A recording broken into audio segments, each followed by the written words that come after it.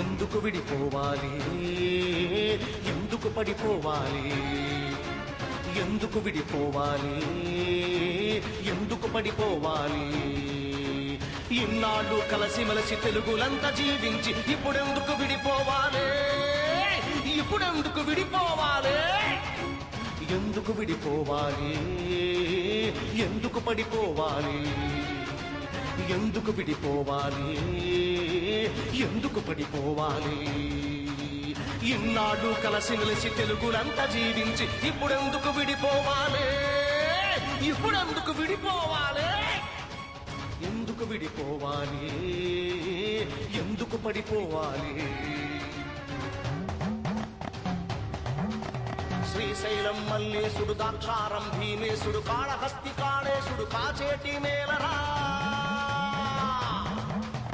ఒక రాముడి భద్రగిరిని, ఒక రాముడి తెలుగుమదిని, ఒక రాముడి చాకసిరిని వెలిగించిన గడ్డరా. ఎందుకు విడిపోవాలి, ఎందుకు పడిపోవాలి. తెలుగు జాతి సనాతనం, తెలుగు ఉనికి సనాతనం, తెలుగు వెలుగు వినూతనం, లేనేదంతం. తెలుగు వాడి పౌరుషం, తెలుగు నాడి రాజసం, తెలుగు జాతి సాహసం, ఒకే ఐకమత్యం, ఒకే ఐకమత్యం.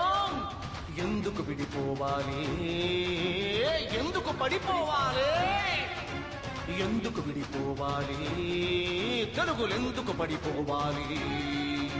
శతాబ్దాల ఘనకీర్తి, దశాబ్దాల మన ప్రగతి, యుగాంతాల వరకు ఒక వెలుగై వెలగాలి. ఒక్కటిగా కలవాలి, ఒక్కటిగా కదలాలి, తెలుగు జాతి చేయి కలిపి ఒక్కటిగా నిలవాలి. తెలుగువాడి భాష ఒకటే, తెలుగువాడి భావం ఒకటే, తెలుగువాడి గుండె ఒకటే, తెలుగు గుండె.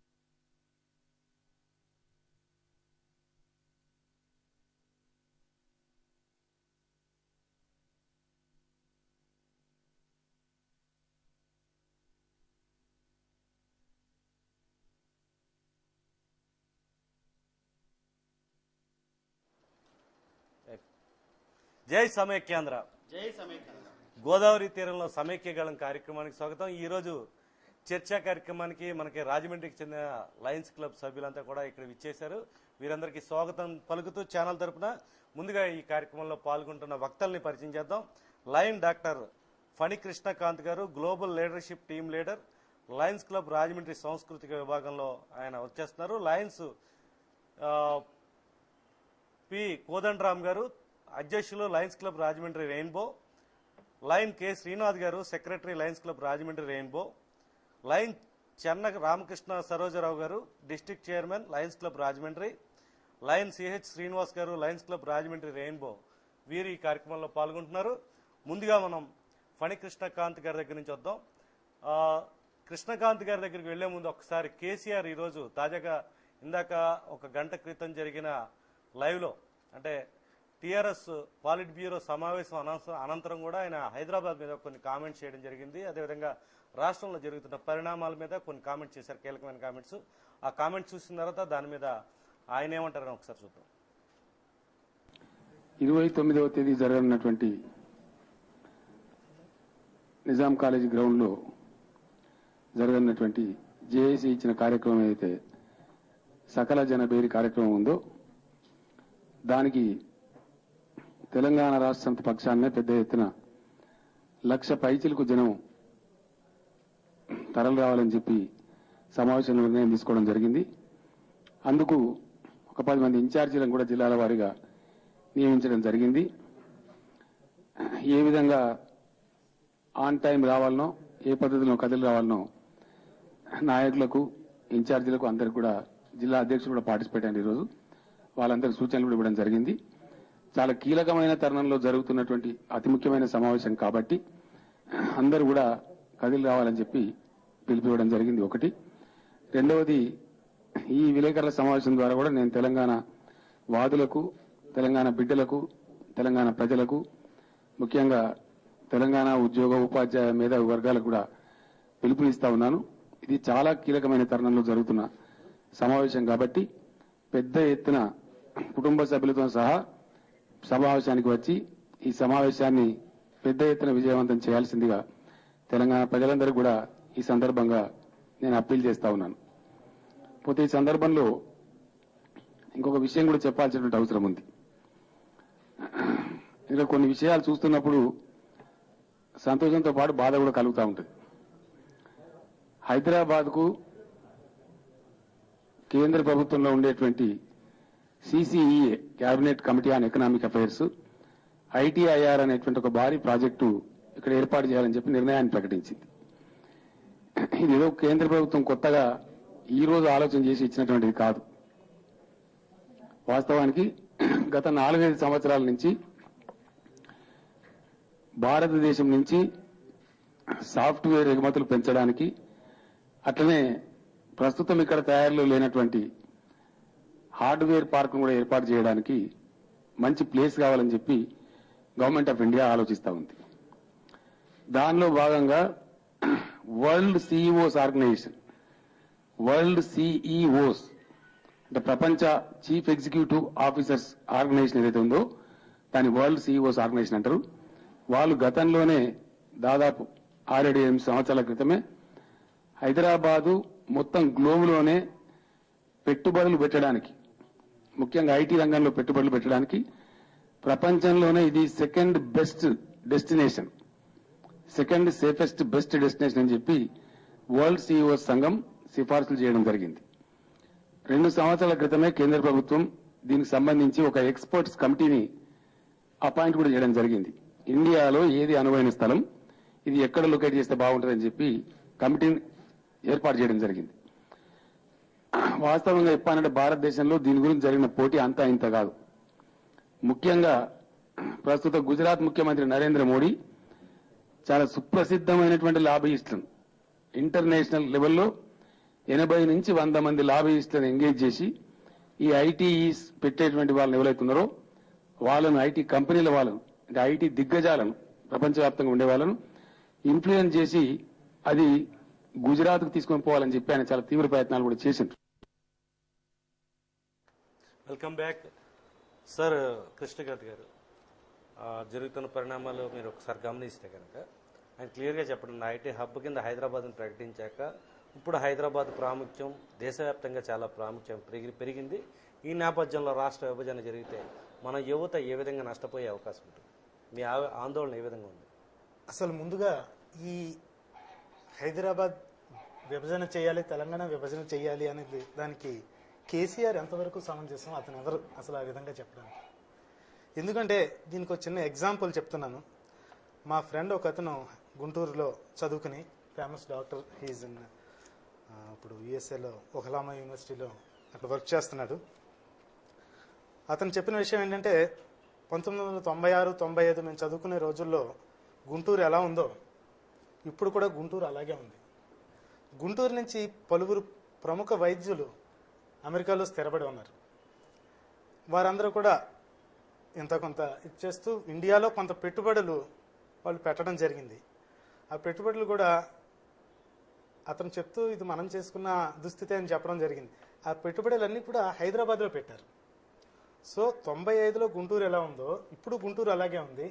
కానీ హైదరాబాద్ 95లో ఎలా ఉంది, ఇప్పుడు ఎలా ఉంది, మనం దాన్ని గమనిస్తే, ఆ తేడాన్ని గమనిస్తే మనం క్లియర్గా అది మనం డెవలప్ చేసిన హైదరాబాద్ సోషల్ హబ్ చాలా పెద్ద నగరంగా రావడానికి కారణం సీమాంధ్ర ప్రజలు అనేది నా అభిప్రాయం.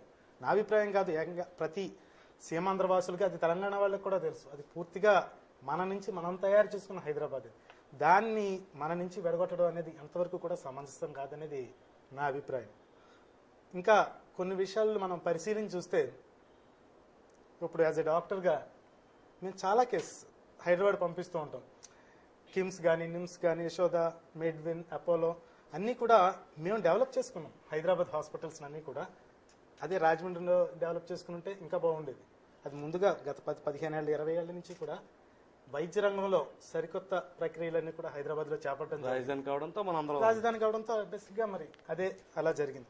ఒక మెడికల్ హబ్గా రాజధానిని, మన హైదరాబాద్ని మనందరం కలిపి, ఈ సీమాంధ్ర డాక్టర్లు అందరం కలిపి తీర్చిదిద్దడం జరిగింది. అలాంటిది ఇప్పుడు వాళ్ళు విభజిస్తే మన రోగులందరూ కూడా ఏమైపోతారు? అక్కడికి మేము పంపించడానికి మాకు అనువుగా కూడా ఉండదు. అందువల్ల ఎట్టి పరిస్థితుల్లోనూ కూడా హైదరాబాద్ని, తెలంగాణని అసలు విభజన చేయడం అనేది కుదరదు అనేది నా అభిప్రాయం. ఓకే, మళ్ళీ మీ దగ్గరికి వద్దాం.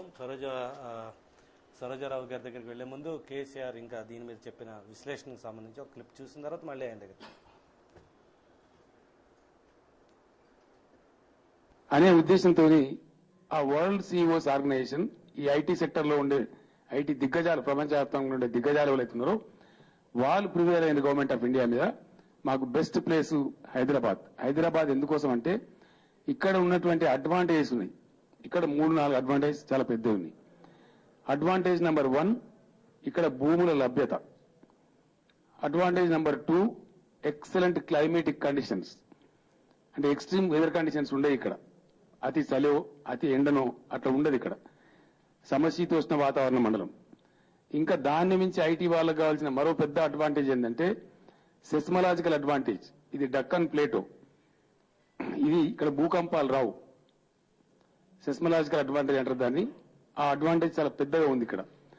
అది పోను ఈరోజు చెప్పబడుతున్నది ఏంటంటే సిలికాన్ వ్యాలీలో కూడా ఆల్మోస్ట్ 15% హైదరాబాద్ నుంచి పిల్లలే డామినేట్ చేస్తా ఉన్నారు. ఈరోజు మన రాష్ట్రానికి చెందిన పిల్లలే డామినేట్ చేస్తా ఉన్నారు.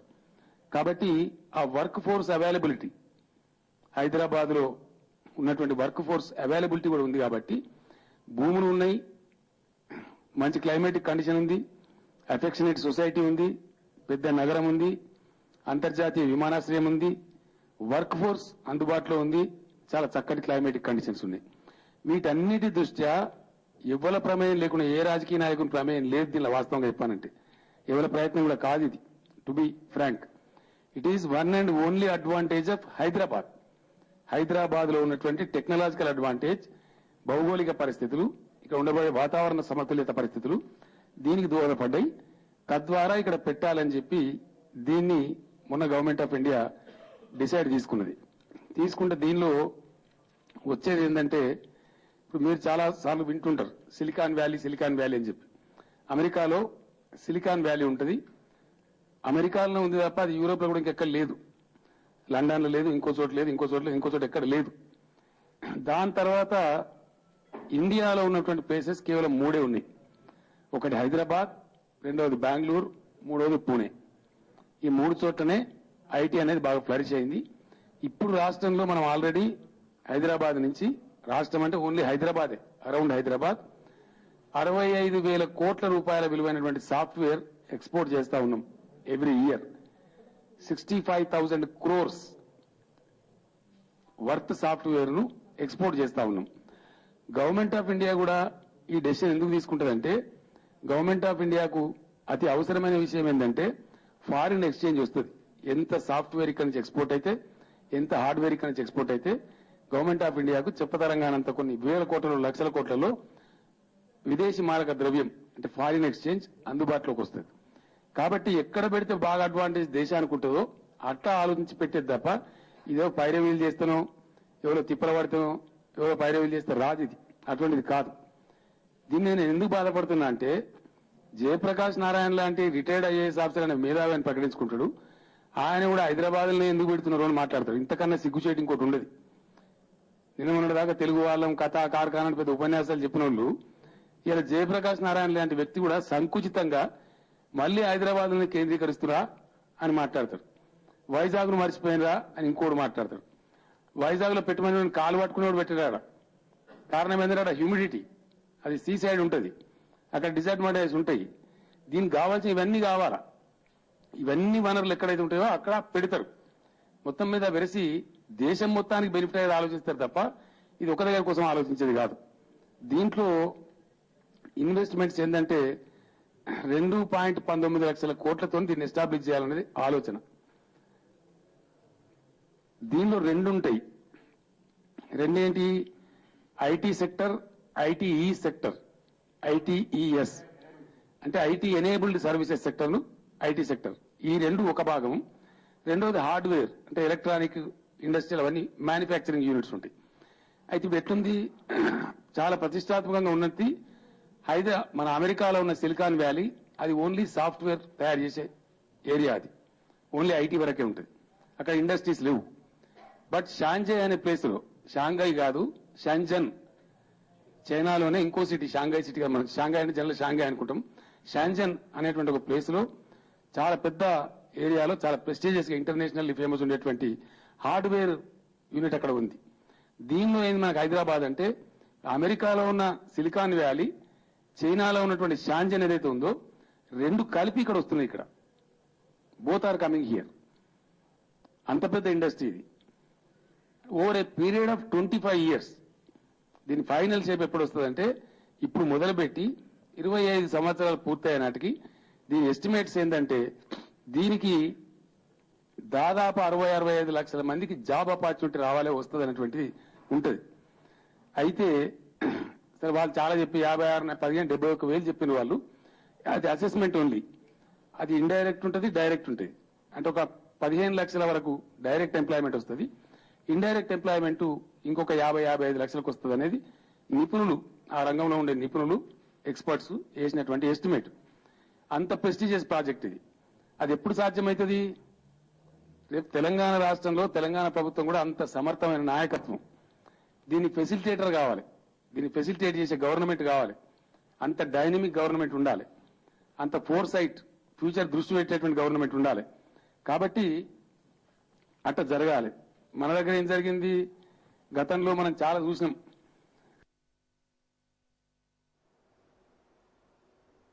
Welcome back.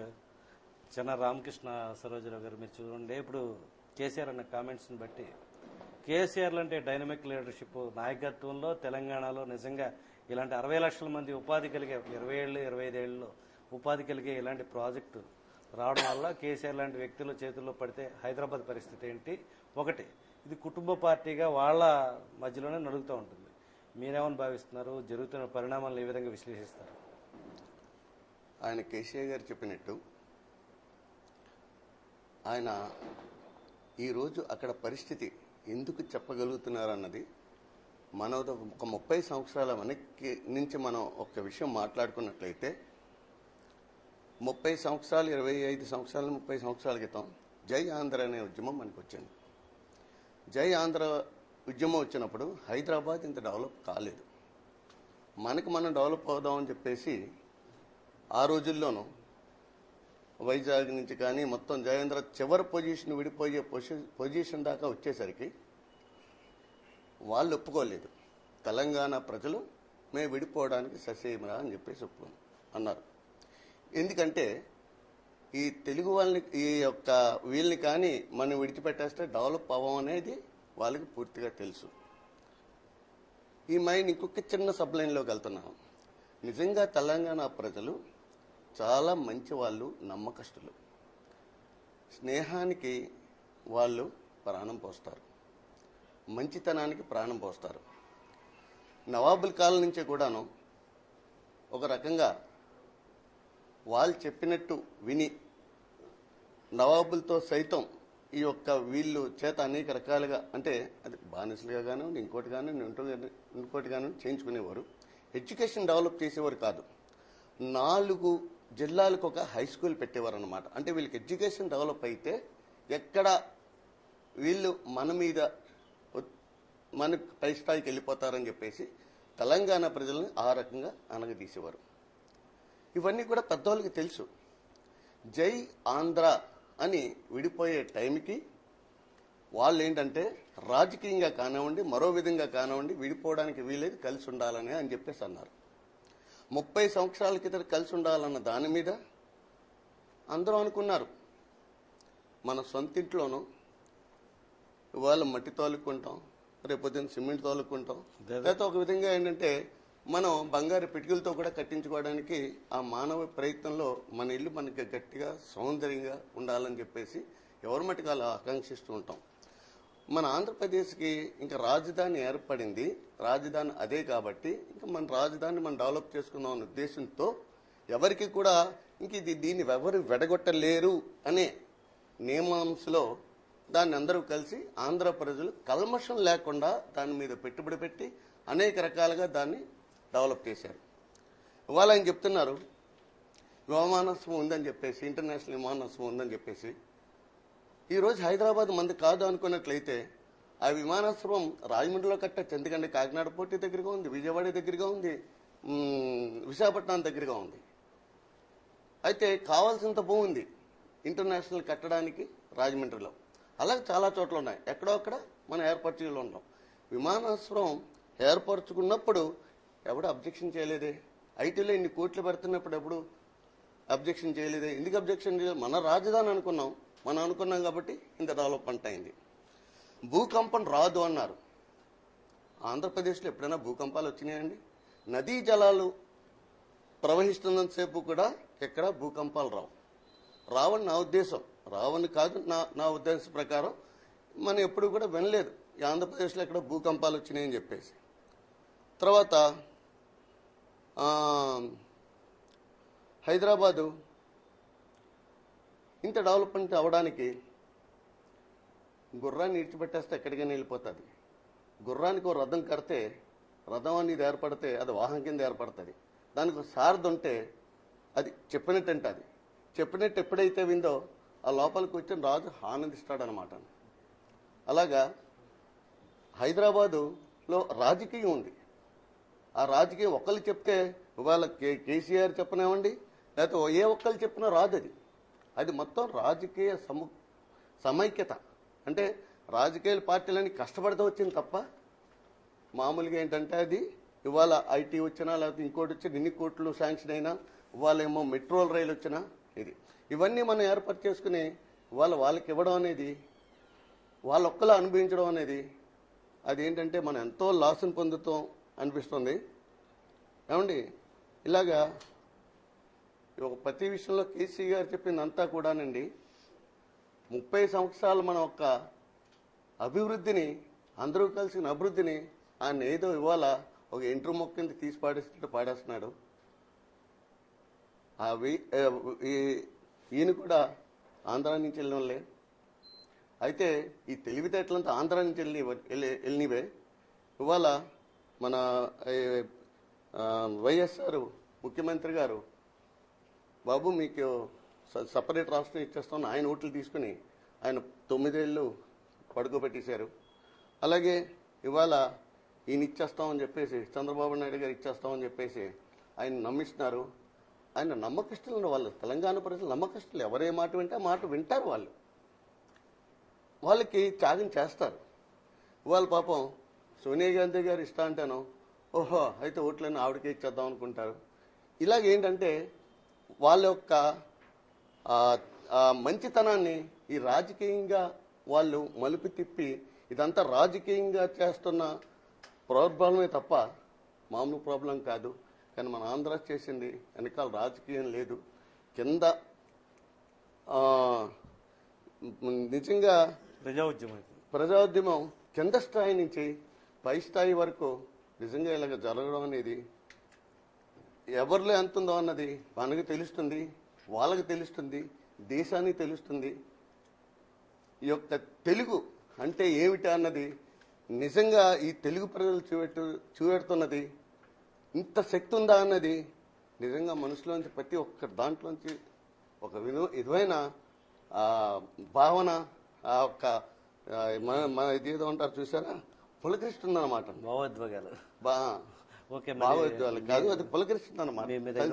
కోదండరామ్ గారు మీరు చెప్పండి, ఎట్లాంటి ఆందోళన ఉంది? ఇప్పుడు సీమాంధ్ర ప్రాంతాల్లో ప్రధానంగా దాదాపు 60 లక్షల ఉద్యోగాలు ఈ ప్రాంత ప్రజలు కోల్పోయే అవకాశం ఉందా భవిష్యత్తులో? అంటే మనకి అక్కడ పాస్పోర్ట్ వీసా తీసుకునే వాతావరణం వచ్చేసింది దాదాపుగా. ఈవెన్ ఏపీ ఎన్జిఓలు సభ పెట్టుకోవాలన్నా దానికి కేసీఆర్ పర్మిషనో లేకపోతే అక్కడ తెలంగాణ వాదుల పర్మిషనో. మన రాష్ట్రంలో మనకి కావాల్సిన పరిస్థితి తెలుగు జాతి ఎదుర్కొంటుందని ఎప్పుడైనా భావించారా? దీని మీద మీ విశ్లేషణ కానీ మీ ఆందోళన కానీ ఎలా ఉంది? ఇప్పుడు కూడా ఇటువంటి పరిస్థితి వస్తుందని ఎప్పుడు కూడా భావించలేదండి ఎవరు కూడాను. అందుకనే మన కోస్తా కానీ రాయలసీమ ప్రజలు కానీ ఇది అవ్వదనే కాముగా ఉన్నారు. కానీ అనుకోకుండా రాజకీయ ప్రయోజనాల నిమిత్తం దాన్ని ఏదో తెలంగాణ అని చెప్పేసి వాళ్ళు అనౌన్స్ చేయడం, దానివల్ల ఏ నాయకుడు లేకుండా మన ప్రజలలో ఉద్యమం రావడం. ఇవాళ కేసీఆర్ గారు పిలుస్తున్నారండి, అందరూ రండి, లక్షగలం చేద్దామని చెప్పి పలానా గ్రౌండ్లో హైదరాబాద్లో రండి అని చెప్పి ఆయన అనౌన్స్ చేస్తున్నారు. కానీ ఇక్కడ లక్షగలాలు రోజు జరుగుతున్నాయండి. అది వితౌట్ ఎనీ పొలిటీషియన్, ఏ నాయకుడు పిలవకుండా సహజంగా స్వచ్ఛందంగా ప్రతి పౌరుడు వచ్చేసి వాళ్ళు లక్షగలాలు చేస్తున్నారండి.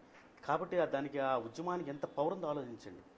సో సమైక్యం అనేది కంపల్సరీ అండి. ఈ పవర్ ని ఎందుకు కేంద్ర ప్రభుత్వం పట్టించుకోవట్లేదు అనుకుంటున్నారు? ఈ పార్టీలు ఎందుకు ద్వంద్వ వైఖరులు అవలంబిస్తూ పార్టీలు ప్రజలతో ఇంకా గేమ్ ఆడుతున్నాయి? ప్రజల యొక్క అభిప్రాయాన్ని తీసుకొని పార్టీలు చేయడానికి వాళ్ళు చేయి దాటిపోయిందండి ఇదంతా కూడా. నా అభిప్రాయం సార్ ఇది. నా అభిప్రాయం ఏంటంటే ముందు తెలంగాణ ఇచ్చేసే ఆంధ్ర వాళ్ళకి అంత లేదు, అంత పెద్దగా లేదు, ఉద్యమాలు అక్కడే ఉన్నాయి కాబట్టి మనకి ఎలా చేసినా పర్లేని ఉద్దేశంతోనే దీన్ని డిక్లేర్ చేశారండి. తర్వాత ఇప్పుడు ప్రజల్లో ఉద్యమాన్ని చూసి వాళ్ళందరూ కంపించిపోతున్నారు, ఏం చేయాలో తెలియని పరిస్థితుల్లో ఉన్నారు. ఈ యొక్క ఆంధ్ర ప్రజలు ఆ రోజు 50 సంవత్సరాల కింద జరిగిన దానికి ఆంధ్ర విడిపోదనే అనుకం మీద మామూలుగా ఉన్నారు తప్ప ఎగ్జాక్ట్ గా ఒక్క రోజు ఒక సోనియా గాంధీ గారు ఈ యొక్క రిలీజ్ చేసేసరికి ఆంధ్రాలో దెమ్మ తిరిగిపోయింది అనమాట అండి. ఎవరు అది ఎక్స్పెక్ట్ చెప్తున్నాను, ఎవరు ఎక్స్పెక్ట్ చేయండి ఇది. అలాగే అండి వాళ్ళు కేసీఆర్ చెప్తున్నారు ఐటీలోని కర్ణాటక బెంగళూరు, పూరి, హైదరాబాద్ లో నెంబర్ 1 అని చెప్పి అంటున్నారు కదా. హైదరాబాద్ ఐటీ నెంబర్ 1 హబ్గా ఎలా వచ్చింది? దానికి కారకులు ఎవరు? దాంట్లో భాగం ఎవరు బాధ ఎక్కువ? మన ఆంధ్రాలో 3 ప్రాంతాలుగా తీసుకుంటే మనం ఆంధ్ర కానివ్వండి, రాయలసీమ కోస్తార్ కానివ్వండి, రాయలసీమ కానివ్వండి, తెలంగాణ తీసుకుంటే ఈ ఐటీ హబ్ ఇంతగా డెవలప్ అవడానికి కారణం ఎవరు? దానికి కారణం డెఫినెట్గా కోస్తా రాయలసీమేనండి. మీకు చిన్న ఎగ్జాంపుల్ చెప్తున్నానండి. వాళ్ళ చర్లపల్లిలోని ఒక సెక్టర్ ఉందండి, ఫ్యాక్టరీ సెక్టర్. దాంట్లో 850 ఫ్యాక్టరీలు ఉన్నాయండి. కానీ 750 అంటే 88% బిలాంగ్స్ టు రాయలసీమ అండ్ కోస్తా అండి. Only 100 factories belongs to Telangana people. అంటే 88%. సో ఇవాళ ఆ ఇన్కమ్ ఉంది కాబట్టి హైదరాబాద్లోని, అంటే మొత్తం రాష్ట్ర ఇన్కంలో 48% ఓన్లీ వీఆర్ గెటింగ్ ఫ్రమ్ హైదరాబాద్లోంచి 45% ఇన్కమ్ వస్తుందండి. కాబట్టి ఆ హైదరాబాద్ని డెవలప్ చేసింది తెలుగు ఆంధ్ర వాళ్ళు, రాయలసీమ వాళ్ళు. ఇవాళ అటువంటిది వాళ్ళని తీసేసి మనం ఒక్కడే ఎంజాయ్ చేయడం ఎంతవరకు సౌకర్యం ఉండేది? ఇప్పుడు తెలంగాణ ఇస్తాం తీసుకోండి అన్నారు, అంటే హైదరాబాద్లో తెలంగాణ మాకెందుకండి, తలలేని ముండం అని చెప్పేసి అంటున్నారు కదా కేసీఆర్ గారు. మరి ఆ తలను డెవలప్ చేసిన శరీరానికి తలను తీసేసి ముండం ఇచ్చేస్తారా? ఎంతవరకు సమంజసం? డిసెంబర్ 2023 తారీఖు అంటే యూటర్న్ తీసుకున్న అన్ని పార్టీలు ఇప్పుడు ఎందుకు తీసుకోలేకపోతుంది? ఇప్పుడు యాక్చువల్గా చెప్పాలంటే అండి డెఫినెట్గా అది కూడా వస్తుందండి. ఉద్యమాలు ఇంకా తీవ్ర స్థాయిలో పెరుగుతున్నాయి కాబట్టి. ఆల్రెడీ ఈ స్థాయిలో ఉద్యమం ప్రపంచ చరిత్రలోనే ఎక్కడ లేదన్నట్టు మీడియాలో ప్రచారం జరిగింది. వాస్తవం కూడా. మరి ఆ స్థాయిలో జరిగినప్పుడు కేంద్ర ప్రభుత్వం కళ్ళు తెరవట్లేదు, పార్టీలు కళ్ళు తెరవట్లేదు.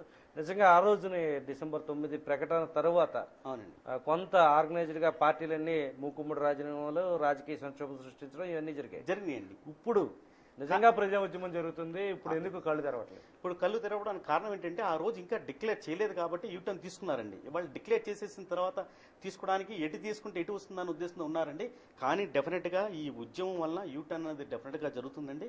ఈ ఉద్యమం డెఫినెట్గా ఆంధ్ర రాష్ట్రానికి మళ్ళీ ప్రాణం పోసి రాష్ట్రాన్ని ఐకమత్యంగా ఉంటుందండి, సమైక్యాంధ్రంగా ఉంచుతుందండి. సో ఐటీలో అండి డెఫినెట్గా ఇవాళ ఐటీ వచ్చిందంటే కారణం ఐటీలో హైదరాబాద్ ఆంధ్రాలో డెవలప్ చేసింది. మన సరోజారావు చెప్పారండి 30 సంవత్సరాల క్రితం ఆంధ్ర చేస్తుంటే ఎందుకు అప్పుడు వద్దన్న వాళ్ళు ఎందుకు కావాలంటున్నారు అంటే హైదరాబాద్ వాళ్ళకి ఉంది కాబట్టి, అక్కడ డెవలప్మెంట్ చేసిందంతా వాళ్ళు అది వాళ్ళ తలసరి ఆదాయం ఎక్కువ ఉంది కాబట్టి వాళ్ళకి కావాలి వచ్చాయి కాబట్టి. అప్పుడు ఏం సీడ్ కూడా నాటలేదండి అప్పుడు. కానీ మనం చేసి వాళ్ళని అందరూ కలిసి ఎంజాయ్ చేద్దాం ఉంటున్నాం. దీన్ని నాటిన ఆంధ్ర వాళ్ళు, రాయలసీమ వాళ్ళు ఎవరైనా సరే ఆంధ్ర వాళ్ళు కూడాను మేము ఒక్కడమే చేస్తూ ఉండలేదండి, అందరం కలిసి ఎంజాయ్ చేద్దాం ఉంటున్నాం. దాన్ని వదిలేసి వాళ్ళు లేదు సమస్య లేదు తెలంగాణకే చెందాలన్నది మాత్రం చాలా దారుణం అండి. కోదండరావు గారు మళ్ళీ మీ దగ్గరికి వద్దాం. శ్రీనివాస్ గారు మీరు చెప్పండి, ఇప్పుడు ఇలాంటి పరిస్థితుల్లో ఎందుకు యూటర్న్ తీసుకోవట్లేదు పార్టీల్లో ఎక్కడ లోపం ఉంది? నాయకులు కూడా సమైక్యాంధ్రకి మద్దతుగా నిలబడుతున్నారు, అయితే వాళ్ళని విశ్వసించట్లేదు ప్రజలు, ముందు రాజీనామాలు చేయమంటున్నారు, లేదా పార్టీల నిర్ణయం మార్చుకునేలాగా వాళ్ళని ఒత్తిడి తీసుకురమ్మని చెప్పి డిమాండ్ చేస్తున్నారు. ఈ నేపథ్యంలో నాయకులు చేస్తున్న డిమాండ్ కావచ్చు, ప్రజల్లో జరుగుతున్న ఉద్యమం వల్ల ఫలితంగా కేంద్రం దిగివచ్చే అవకాశాలు కనిపిస్తున్నాయి. దిగొచ్చే అవకాశాలు అంటే వాడు ఒక పక్క నుంచి 2 విధాలుగా మాట్లాడి మొదటి నుంచి కన్ఫ్యూజన్ స్టేట్లో ఎట్టుపెట్టేశారు సార్. ఇప్పటికైనా సరే యూటర్న్ తీసుకోవాల్సిందే, సమైక్యాంధ్రం వినిపించాల్సిందే. ఇప్పుడు ఏ రంగం, మెడికల్ రంగం కానీ, ఫార్మా రంగం కానీ, ఐటీ రంగం ఏదైనా చూసుకునే సమిష్టిగా డెవలప్ అయిన రాష్ట్రాన్ని ఇప్పుడు ఏదైనా వస్తువు కావాలనుకోండి సార్, హైదరాబాద్ ఫోన్ చేస్తాం, అక్కడ ఉంటే పంపించు బాబు అని చెప్పి. అటువంటి దాంట్లో ఇప్పుడు 10 ఏళ్ల తర్వాత ఇప్పుడు కేసీఆర్ గారు ఇంకో మాట కూడా 10 ఏళ్ల పాటు పర్యాటకంలో ఉండి పన్ను కొట్టు ఉంటే ఉండమని అంటున్నాడు. అంటే ఆయన ఉద్దేశం ఇండైరెక్ట్గా వెళ్ళిపోమనే చెప్తున్నాడు. ఇటువంటి స్టేషన్లో మన ప్రజలు కానీ ఎప్పుడూ దాన్ని వదులుకునే దీంట్లో లేరండి. మన హైదరాబాద్తో సహా సమైక్యంగానే ఉండాలి. అలాగే నాయకుల్ని దిగించే స్టేట్ వరకు కూడా పోరాడాలి. ముందు వాళ్ళు రావాలి, కొంతమంది రాజీనామాలు కానీ ఇలా కాదు. సొల్యూషన్ ఏంటి, కూర్చోబెట్టి మాట్లాడండి, సొల్యూషన్ తీసుకురండి. ఎంతకాలం చేస్తారు సార్? ఏదో ఒక సొల్యూషన్ వచ్చి సమైక్యంగా ఉండాలి, సమైక్యం అంటే సాధించాలి. అక్కడ ప్రధాన రాజకీయ పక్షాలు ఒకటే చెప్తున్నాయి, 2 ప్రాంతాలకు సంబంధించిన నాయకులను కూర్చోబెట్టాలంటున్నారు. అదేవిధంగా ఉద్యమం చేస్తున్న వాళ్ళందరినీ కూర్చోబెట్టాలంటున్నారు. ఇలా కూర్చోబెట్టడం వల్ల వాళ్ళు చెప్తున్న మాటల ప్రకారం విభజనకు వాళ్ళు ఇష్టపడే ఈ విధంగా 2 ప్రాంతాలు అంటున్నారు, కానీ ఒక ప్రాంతంగా అందరినీ రాయలసీమ, కోస్తా ఆంధ్ర, తెలంగాణ సంబంధించిన అందరితో కూర్చుని సమైక్యంగా ఉంచాలి రాష్ట్రం అనే స్లోగన్ ఎందుకు ఇవ్వలేకపోతున్నారు? అది రాజకీయాల్లో ఉండి మరి ఆ పరిస్థితులు కావచ్చు. వాళ్ళు ఇంతకుముందు ఏమన్నా ప్రామిసులు చేసి బయటపడలేని ప్రజాజ్యం ఇంత ఉండదు అని ఎక్స్పెక్ట్ చేయొచ్చు. ఈ కారణాలు ఏమైనా పక్కన పెట్టిన ఒక స్టేజ్కి వచ్చేసిన తర్వాత ఏదో ఒక పెద్ద నిర్ణయం తీసుకుని దానికే కట్టుబడి ఉండాలని చెప్పేసి హైదరాబాద్తో సహా సమైక్యంగా ఉండాలని కోరుకుంటున్నాను సార్. ఓకే, శ్రీనాథ్ గారు మీరు చెప్పండి. ఇప్పుడు కేంద్ర ప్రభుత్వం ఒకవైపు క్యాబినెట్ నోట్ సిద్ధం చేయడానికి ప్రిపేర్ అవుతుంది. వచ్చే నెల 3వ తేదీకి క్యాబినెట్ నోటు వాయిదా పడింది. 24 యాక్చువల్గా రేపటికి నోట్ సిద్ధం కావాల్సి ఉంది. అయితే మరిన్ని ఛాన్సులు తీసుకుందామని చెప్పి కొంతకాలం ఇంకా డిలే చేస్తే ఉద్యమ తీవ్రత తగ్గుతుందన్న భావన కావచ్చు, లేదా ఎంపీల నుంచి వస్తున్న ఒత్తిడి, సీమాంధ్రలో జరుగుతున్న ఉద్యమ తీవ్రత, ఈ సెగంతా తగిలిన తర్వాత కొంత నిర్ణయాన్ని ఇంకా పోస్ట్ పోన్ చేస్తాయి. హైదరాబాద్ విషయంలో ఏం చేయాలి, హైదరాబాద్ ఒకటే సీమాంధ్ర గుండెకాయ, అటు తెలంగాణకు కావచ్చు సీమాంధ్రకు కావచ్చు అనేది ఒక ఆలోచనలో కేంద్రం వచ్చినట్టు కనిపిస్తుంది. మీరేమంటారు? అసలు తెలంగాణతో కూడిన సమైక్య ఆంధ్రప్రదేశ్గా ఉండడం వల్లే రాష్ట్రానికి ఎక్కువ ప్రయోజనాలని చెప్పి మేధావులు అందరూ అంటున్నారు. అసలు మీరేమంటారు? నోటు ప్రిపేర్ అయ్యి ఆమోదం పొందే అవకాశం ఉందా? ఎట్లా కనిపిస్తున్నాయి పరిణామాలు? ప్రస్తుతం ఇప్పుడు రాజకీయ నాయకులు ఈ పరిస్థితి రావడానికి కారణం పూర్తిగా రాజకీయ నాయకులు ఇవాళ యూటర్న్ తీసుకున్నప్పుడు అయితేనే మనకి చాలా సులువుగా ముందుగా గందరగోళం లేకుండా సమైక్యాంధ్రగా ఉంటారు తప్పితే రాజకీయ నాయకులు యూటర్న్ ఎప్పుడైతే తీసుకోలేదో దీంట్లో మనం ఎంతో కొంత నష్టపోవడానికి ఆస్కారం ఉంటుంది. ఈ యూటర్న్ తీసుకోవడానికి ఇప్పుడు మనం ఇప్పుడు వరకు ఇంత యాజిటేషన్స్ వచ్చి రావడానికి కారణం పూర్తిగా ఎన్జిఓలనే ఒక మాటగా మనం అనుకోవాలి. వాళ్ళకే మనం అభినందన చెప్పాలి కూడా. ఆ రాజకీయ నాయకులు తల వంచి ఈ ఎన్జిఓలతో సహకరించి రాజీనామాలు చేసి దాన్ని యూటర్న్ తీసుకురాగల సత్తా ఎన్జిఓలకి ప్రజలకే ఉన్నది తప్పితే వేరే కేసీఆర్కో ఇంకోలకో అన్నది కాదని నా అభిప్రాయం. రాజకీయ నాయకులు కానీ రాజకీయ పార్టీలు కానీ ప్రజల పక్షాన లేకుండా ఇలా దిగజారుడు తనానికి ఎందుకు దిగుతున్నాయి అంటే ప్రజల పక్షాన నిలబడట్లేదు. అసలైన సమస్య వచ్చినప్పుడు ప్రజల పక్షాన ఉండి పోరాడాల్సిన పార్టీలు ఈ సమయంలో వెనకడుగు వేయడానికి, లేకపోతే వాళ్ళు యూటర్న్ తీసుకోవడానికి కూడా ఆలోచించడానికి ప్రధాన పక్షాలు ఎందుకు వెనకంజ వేస్తుంది? దీనికి పూర్తిగా పార్టీ ప్రెసిడెంటే కారణం చెప్పాలండి. ప్రతి పార్టీ యొక్క ప్రెసిడెంట్ నిర్ణయం తీసుకునే విధానం కరెక్ట్గా లేదని మనం చెప్పుకోవచ్చండి. వాళ్ళ పార్టీ పరంగా నిర్ణయాలు తీసుకున్నప్పుడు శ్రీనాథ్ గారు అంటే వాళ్ళ ఇంటర్నల్గా వాళ్ళ ప్రజాస్వామ్యం నడుస్తుందా, వాళ్ళ అందరి అభిప్రాయాలు తీసుకుని ఒక నిర్ణయం తీసుకుంటున్నారా, లేకపోతే ఏకపక్షంగా ఉన్న కోటరీతో సంప్రదించి నిర్ణయం తీసుకుంటారు? ఇప్పుడు మనకున్న ప్రధాన ప్రతిపక్షం మన రాష్ట్రంలో తెలుగుదేశం పార్టీ సమైక్యాంధ్ర కాకుండా విభజనకి ఎప్పుడైతే లెటర్ ఇచ్చిందో అప్పుడు మన రాయలసీమ కానీ సీమాంధ్ర ప్రాంతాలు కానీ రాజకీయ నాయకులు సంప్రదించకుండా చేసిందా అండి, లేకపోతే రాజకీయ నాయకులు అందరూ కూడా దాన్ని పూర్తిగా సపోర్ట్ చేశారా? అది మనకి వాళ్ళ యొక్క అంతర్గత వ్యవహారం తప్పితే మనకి దానికి పూర్తిగా తెలియదు. శ్రీనాథ్ గారు అంటే స్పష్టంగా కనిపిస్తుంది కదా, ఎవరు కూడా ఇంటర్నల్గా ప్రజలతో కానీ లేకపోతే పార్టీ నాయకులతో, ముఖ్య నాయకులతో మాట్లాడిన సందర్భం కనిపించలేదు. మన ప్రజాస్వామ్యం ఇలా వీగిపోవడానికి క్రమక్రమంగా పార్టీల నాయకత్వ ధోరణి కారణమవుతుందని భావిస్తున్నారా, లేకపోతే ప్రజల్లో లోపాలు ఉన్నాయని భావిస్తున్నారు? ప్రజల్లో లోపాలైతే ఉండవండి, పూర్తిగా రాజకీయ నాయకుల లోపమే కనబడుతుంది దీంట్లో. ఈ రోజు కూడా ప్రజలు ఎన్జిఓలు చేసే యాజిటేషన్కి కానీ ఇంకోటి కానీ దేనికి కూడా డైరెక్ట్గా ఏ రాజకీయ పార్టీ కూడా దాన్ని సపోర్ట్ చేయట్లేదు. అంటే వాళ్ళు ఒకటే చెప్తున్నారు కారణం, అక్కడ ఉద్యమం జరిగినప్పుడు మాట్లాడలేదు, లేకపోతే ఇంత స్థాయిలో వచ్చినప్పుడు ప్రకటన వచ్చినప్పుడు కూడా ఒకరోజు సైలెంట్గా ఉన్నారు.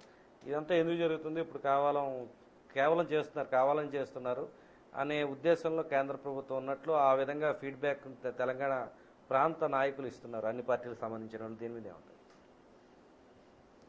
అంటే అక్కడ ఉద్యమం జరిగినప్పుడు ఇక్కడ చేయలేదు, లేకపోతే అక్కడ ఏదైనా జరిగినప్పుడు ఇక్కడ ఏమీ చేయలేదు అనే వాదన తీసుకొస్తుంది. ఇప్పుడు ఎందుకు చేస్తున్నారు? ఇప్పుడు మనం నష్టపోయాం కాబట్టి సీమాంధ్ర వాళ్ళు పూర్తిగా దీన్ని యాజిటేషన్ కింద మొదలెట్టారండి. అవేళ తెలంగాణ ఎందుకు చేయలేదు అంటే అవేళ మనకి ఈ సెపరేట్ తెలంగాణ వస్తుందని ఏ రోజు కూడా మనం ఊహించలేని, మనకి అంతుపట్టని ఆలోచన అండి. ఓకే, మళ్ళీ మీ దగ్గరికి వద్దాం. ప్రతాప్ గారు, ఇప్పుడు ఐటీఐఆర్ గురించి కేసీఆర్ చెప్పిన వ్యాఖ్యలు మీరు చూశారు. తాజాగా దీనికి సంబంధించి మీరు ఏ విధంగా విశ్లేషణ అందిస్తారు? ఇప్పుడు ప్రస్తుతం కరెంట్ అఫైర్స్, జగన్ వ్యవహారం తదితర అంశాల మీద ఈరోజు అప్డేట్. ఇప్పుడు ఇది యాక్చువల్గా ఈ ఐటీఐఆర్ అన్నది ఆల్రెడీ ఒక 4 సంవత్సరాల క్రితం 2008 నుంచే మన ఆంధ్రప్రదేశ్ నుంచి వాళ్ళు ఒక రిపోర్ట్ తీసుకెళ్లి పెట్టింది.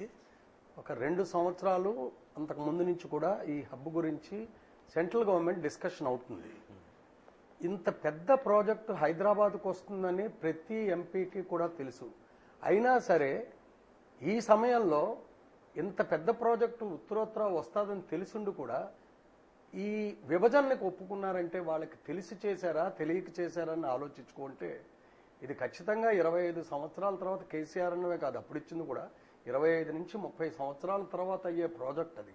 దానివల్ల ఇటు ఆంధ్రప్రదేశ్ కానీ మనకు ఒకవేళ సపరేట్ అయితే హైదరాబాద్ చుట్టుపక్కల ఉన్న 300 కిలోమీటర్ల నుంచి 400 కిలోమీటర్ల పరిధిలో ఈ ఐటీ హబ్బులు కానీ వస్తే అప్పుడు that will be connected to Andhra Pradesh. అంటే తెలంగాణ రాష్ట్రానికి ఇప్పుడు మనం వెళ్ళాలంటే తెలంగాణ రాష్ట్రానికి ఒక 200 కిలోమీటర్లు 150-200 కిలోమీటర్లు దాటి వెళ్ళాలి. సపోజ్ ఇలాంటి హబ్బులు కానీ ఏమైనా వచ్చి తెలంగాణని విస్తరిస్తే హైదరాబాద్ చుట్టుపక్కల, సో మనం హైదరాబాద్కి వెళ్ళడానికి కూడా ఇక్కడి నుంచి కూడా దారి దగ్గర అవుతుంది. అంటే దీన్ని మనం ఒక పొలిటికల్ ఇష్యూగా లేకపోతే హైదరాబాద్కి హబ్ వస్తుందన్న ఇష్యూగా చూడడానికి లేదు. కారణం ఏంటంటే గుజరాత్ ట్రై చేశారు ఆల్రెడీ ఈ ఇష్యూని, గుజరాత్ ట్రై చేశారు, బెంగళూరు ట్రై చేశారు, పూనా ట్రై చేశారు.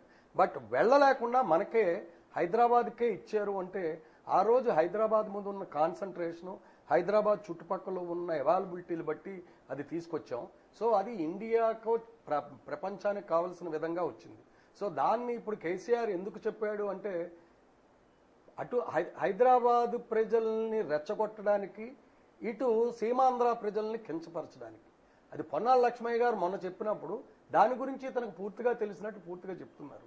అందుచేత ఇది ఖచ్చితంగా రెచ్చగొట్టడానికి, మీరు వెధవాలరా మీరేమి చేయలేకపోతున్నారా అని మన ఎంపీలకు సూచన ఇవ్వడానికైనా అవ్వాలి, లేకపోతే కేంద్ర ప్రభుత్వానికి నేను ఇదిగో ఈ పద్ధతిలో నేను ఇప్పుడు వెళ్తున్నాను రెచ్చగొట్టుకుంటానని చెప్పడానికైనా అవ్వచ్చు. ప్రతాప్ గారు, అంటే విశాఖపట్నంలో కొంతకాలం క్రితమే కేంద్ర మంత్రి ప్రకటించడం జరిగింది, ఇదే హబ్ని అక్కడ విశాఖపట్నంలో ఏర్పాటు చేస్తామని హామీ ఇచ్చారు. ఆ ప్రాంతంలో సర్వే జరిగింది, దానికి అనుకూలంగా రిపోర్ట్ కూడా వెళ్ళినట్టు సమాచారం. ఈ నేపథ్యంలో మన సీమాంధ్ర ప్రాంతానికి సంబంధించిన మంత్రులు కావచ్చు, ఎంపీలు కావచ్చు, వీరంతా విఫలమయ్యారని భావిస్తున్నారు. అది వైజాగ్ ఒకటి, కాకినాడ ఒకటి ఐటీ సెక్టార్కి ఎందుకంటే హ్యూమిడిటీ ఎక్కువ అండి. ఆ 2 సముద్రం దగ్గర ఉన్నప్పుడు హ్యూమిడిటీ ఎక్కువ కాబట్టి కొన్ని ఇంటర్నేషనల్ కంపెనీస్ ఈ హ్యూమిడిటీ గురించి ఉన్న వాటి వల్ల హబ్బులు పెట్టడానికి కొంచెం అది ఎప్పటి నుంచో ఉన్నది. దాన్ని ఒకవేళ రెక్టిఫై చేయడానికి కావాలంటే డెఫినెట్గా అనువైన ప్రదేశం రాజమండ్రి, ఏలూరు మన ఏరియాలో ఉంది. మన ఏరియాని ఎందుకు డెవలప్ చేయలేదు అన్నది అందరూ మనం ఇప్పుడు అలాగా ఆలోచించుకుంటున్న క్వశ్చనే.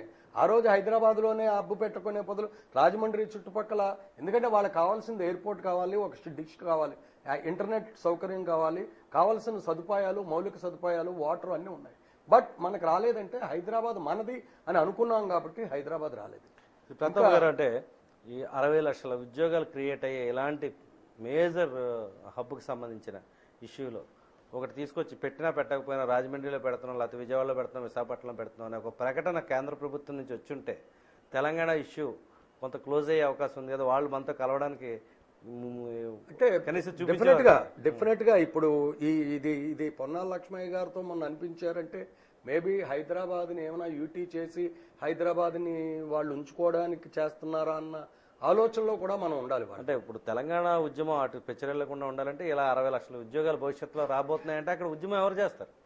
అప్పుడు తెలంగాణ ఉద్యమం ఎక్కలేదు, మన దగ్గర కూడా ఉద్యమం మార్చడానికి, ఉద్యమ స్వరూపం మార్చడానికి మేము ఈ విధమైంది అక్కడ ఇస్తున్నాం కాబట్టి మీరు కంగారు పడకండి, దీన్ని మేము యూటీ చేసి శాంతి భద్రతల సమస్య మేము తెచ్చుకుంటామని అనడానికైనా అవ్వచ్చు, లేకపోతే సమ్మెని తప్పుదోవ పట్టించడానికైనా అవకాశం ఉన్నది. జగన్ బెయిల్ మీద ఏమంటారు? జగన్ బెయిల్ ఇవాళ ఖచ్చితంగా జగన్ కి 8 సిబిఐ కూడా ఇవాళ ఇచ్చిన దాని ప్రకారం 8 కంపెనీస్ కిట్ప్రో లేదని ఇచ్చేశారు. మిగతా సూట్ కేస్ కంపెనీలకి ఈసీకి తర్వాత ఇన్కమ్ ట్యాక్స్ డిపార్ట్మెంట్కి ఇచ్చాం కాబట్టి జగన్కి బెయిల్ ఇచ్చేయడానికి ఏ విధమైన అభ్యంతరం లేదని చెప్పి జగన్కి బెయిల్ ఇచ్చేశారు. అంటే దాదాపు 16 నెలల నుంచి జరుగుతుంది 16 నెలల నుంచి ఈ హడావుడి అంతా కలిసి అసలు ఈ కేసు 8 నిమిషాలు మాత్రమే సిబిఐ వాదించడం వెనక కారణం ఏంటంటే ఇప్పుడు మొట్టమొదటి నుంచి చెప్పుకొస్తున్న దాని ప్రకారం తెలంగాణలో కేసీఆర్, సీమాంధ్రప్రదేశ్లో వైఎస్ఆర్సీపీ అని ఒక వాదన. అది నిజమో కాదో జగన్ బయటకు వచ్చినంత మాత్రాన వాళ్ళు కలుస్తారని చెప్పడానికి లేదు. లేదు నేను జైల్లో ఉండి తప్పు పని చేసాము, మనం అనవసరంగా ప్రజలు మభ్యపెట్టాము అనే ఉద్దేశంలో నేను కూడా రాజశేఖర రెడ్డి గారు లాంటి ప్రభుత్వాన్ని తీసుకొస్తాను, మా తండ్రి రాజశేఖర రెడ్డి ఇచ్చిన ప్రభుత్వాన్ని ఇస్తానని ఒక మంచి సదుద్దేశంతో డెవలప్ చేస్తాను నేను సీమాంధ్రని అని అనుకున్నా సరే, రేపొద్దున నిజంగా ఇతను కాంగ్రెస్ ప్రభుత్వానికి లేకపోతే అక్కడ ఉన్న యూపీ ప్రభుత్వానికి ఒకవేళ సపోర్ట్ చేసే లెక్కనైతే ఇక్కడ ఏ ప్రభుత్వం ఉన్నా సెంట్రల్లో ఆ ప్రభుత్వం ఉంటుంది కాబట్టి ఇద్దరూ చేసుకోవడానికి ఉండొచ్చు. అదే ఇందులో మొన్న చంద్రబాబు నాయుడు చేసిన ఒక చిన్న ఇవాళ ఎవరు మాట అనుకుంటారో తెలియదు. బెయిల్ ఆపడానికి చంద్రబాబు నాయుడు వెళ్ళారండి వైఎస్ఆర్సీపీ అన్నారు. కాదు మేము బెయిల్ గురించి కాదు, ఆంధ్రప్రదేశ్లో పరిస్థితుల గురించి చంద్రబాబు నాయుడు అన్నాడు. అసలు చంద్రబాబు నాయుడు రాష్ట్రపతి దగ్గరికి వెళ్ళడానికి ఏమైనా అర్హుడా అని ఒకసారి ఆలోచించాలి. కారణం ఏంటంటే రాష్ట్రపతి ఎలక్షన్ టైంలో చంద్రబాబు నాయుడు తెలుగుదేశం పార్టీ విప్పు జారీ చేశారు. ఏ పరిస్థితుల్లోనూ యూపీఏ నించోపెట్టిన క్యాండిడేట్ కాబట్టి మనం ఓటు వేయడానికి వీల్లేదు అంటే, అలాగ ఓటు వేయడానికి వీల్లేదని చెప్పిన మనిషి వాళ్ళ పార్టీ ఓట్లు వేయలేని ఒక రాష్ట్రపతి దగ్గరికి వెళ్ళి ఇది సంగతి అంటే రాష్ట్రపతి వింటాడా? అంటే ప్రజల్ని ఒక మభ్య పెట్టడం. ఇది ప్రజల్ని మభ్యపెట్టి తప్పుదారు పెట్టించి మేము వెళ్ళాం తీసుకెళ్ళాం అన్నారు. ఇవాళ ఇంకోటి చెప్తాను, నిన్న తెలుగుదేశం అంటే వాళ్ళు ఎంత దిగజారిపోతున్నారంటే మాటలు. ప్రతాప్ గారు మళ్ళీ ఇంకో రౌండ్లో మీరు మళ్ళీ చెప్తారు కానీ అంటే మీరు చెప్పండి ఫణికృష్ణకాంత్ గారు, ఫైనల్గా దీనికి సొల్యూషన్ ఏంటి? ఈ ప్రాబ్లంకి ఎట్లా చేస్తే రెండు ప్రాంతాలు ప్రజలకు అక్కడ ఉన్న ప్రజలు ప్రశాంతంగా ఉండే అవకాశం ఉంది?